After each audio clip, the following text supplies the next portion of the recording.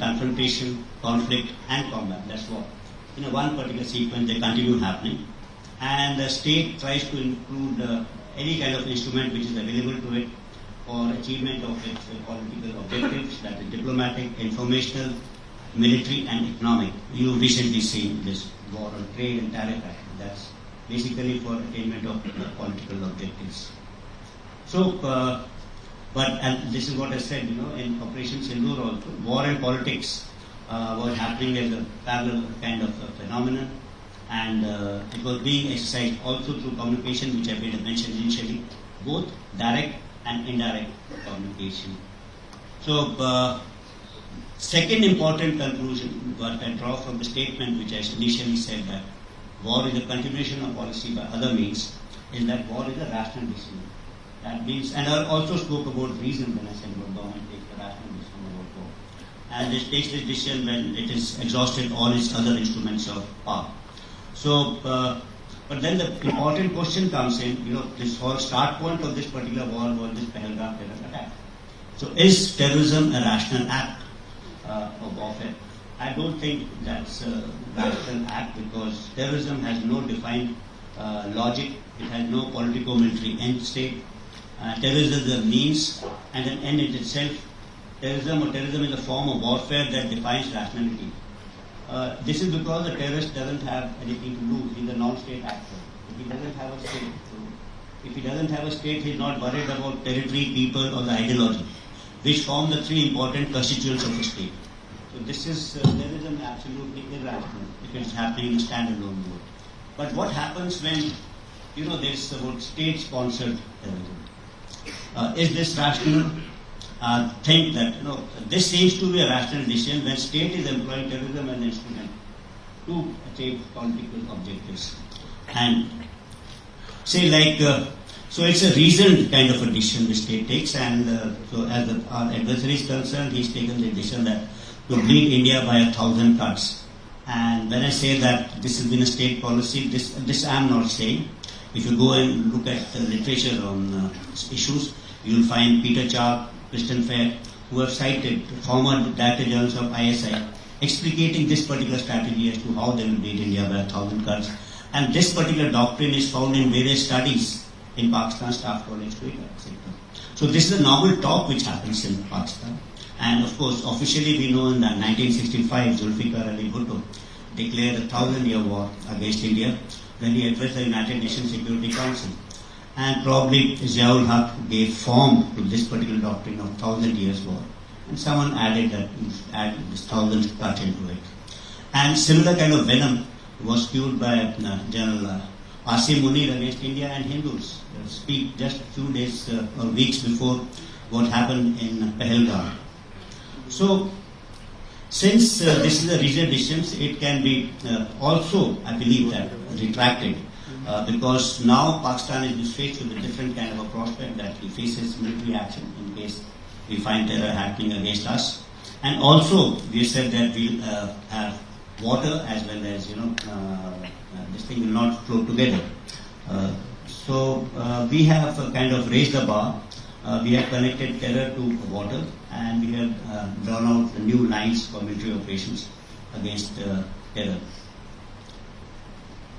Sometimes I feel this particular policy also got accentuated after Pakistan acquired nuclear weapons, and they tried to exploit this stability-unstability paradox. That's nuclear weapons will provide stability, strategic stability between the two nations, and below that, this terrorism can contain. But of course, what India has done now is there are now two red lines. Between these two red lines, it's opened up the space for conventional operations. So that's a major change which has happened after Sindhu. Let me talk about rationality once again in the context of Operation Bunyan al-Marsus, and which I said, I've said once, twice earlier that in this whole business of war, warfare, or use of force, the military people are the ones who are most rational, because we understand that war and warfare is very, very unpredictable, and we also probably understand the consequences of war. So that I think is important. So although lost by Pakistan on 10th of May at about 1 a.m., its aim was to get down India to its knees in 48 hours. Multiple attacks were launched. And in some manner, they have escalated this conflict, which we had actually hit only terrorist targets, but also into the military domain. From their perspective, it would have been rational in the sense they would have said that you use military means to hit these targets. But it was also rational on their part. Operation which they thought will continue for 48 hours, folded up in about 8 hours. And on 10th, then they picked up the telephone and said they wanted to talk. And I think that the rationale behind this the realization coming in, stem from two facts. That one is they must have assumed that if they continued this mode, they were likely to lose much more. So hence they picked up the telephone. And second thing, since they had stuck us at multiple fronts, they still did not have the benefit of understanding what they had stuck. So they must have thought they must have stuck, and hence they stop now. And if they don't, they will tend to lose both. So these were the two factors which would have made them take, but it's only after say 1 or 2 days they would have realized that all their kind of attacks which they had launched against us are not modified, and they had all kind of failed. And so I think this is what had happened. Second thing is, Indian Armed Forces also demonstrated a lot of rationality. We had informed Pakistan on the day we had done this surgical strikes on 7th. We had done it till from 11:05, that's 5, at about 1 o'clock to about 1:30, and 5 minutes later we had read up the Director General of Military Operation to say that we had done this, and we had hit only terror targets, military establishments have been out of the purview of the strikes, and we have ensured that there are no collateral damage to civilians, and we need to talk to each other. So that was, I think, the rational decisions. And subsequently, when there was a rhetoric from Pak side, we also said that in case Pakistan hits military establishments, we are going to hit them back, we'll hit them harder, and if they stop, we are going to stop. So when Pakistan did ask for talks and de-escalation, we also at some point of time, not immediately, at some point of time, I would say, did accept what they were saying. So this is what I thought was the political part of war. And now I talk about the combat part of war. And that's the second part, which I said it had 4 constituents. That's the combatant, the Yodha, the battlefield, combat zone, where fight takes place. It talks about technology, and 4th is about tactics. So these are the 4 things I think important part of warfare. Combatants actually today, earlier we all thought people in uniform, organized military forces are part of combat, but today we have paramilitary forces, mercenaries, contractors, terrorists, jihadis, private companies, big technology. So we had heard about long back about Wagner Group, similarly Blackwater groups. So a lot of security companies provide armed security, mission support and risk management services, not only to corporate houses, but also governments. So it's not that combatants are only uniformed people paid for by the government, it's different. And today combatants may also include citizens, neutral citizens or nations, or netizens rather. They can take part independently or otherwise based on their support to any ideology in cyber warfare, psychological operations, media outreach, etc. So the concept of this war will be only conducted by combatants which are paid for the government is getting diluted slowly. There are other players who are coming into play. And second thing is this combat zone. This has expanded phenomenally. So what we see that not only we have land, air, additional domains and maritime, but we also now have space, cyber, electromagnetic domain. So a lot of activities took place actually between both of us for 4 days on the electromagnetic domain. Activities also took place in cyber domain. We also had a lot of activities in the domain of perception management, information war, or maybe you can call it cognitive warfare, in which the mindscape, shaping the mind of the people, is more important than the landscape, what happens on land, etc. We also saw the expansion of battle space on the traditional domains. So initially you could see war and warfare, contact warfare, within 5 or 10 kilometers. Today we expanded that battle space phenomenally. When we see the whole length and breadth of Pakistan could be under coverage of India's weapon systems, not for any other engines, but very, very deliberate precision strikes.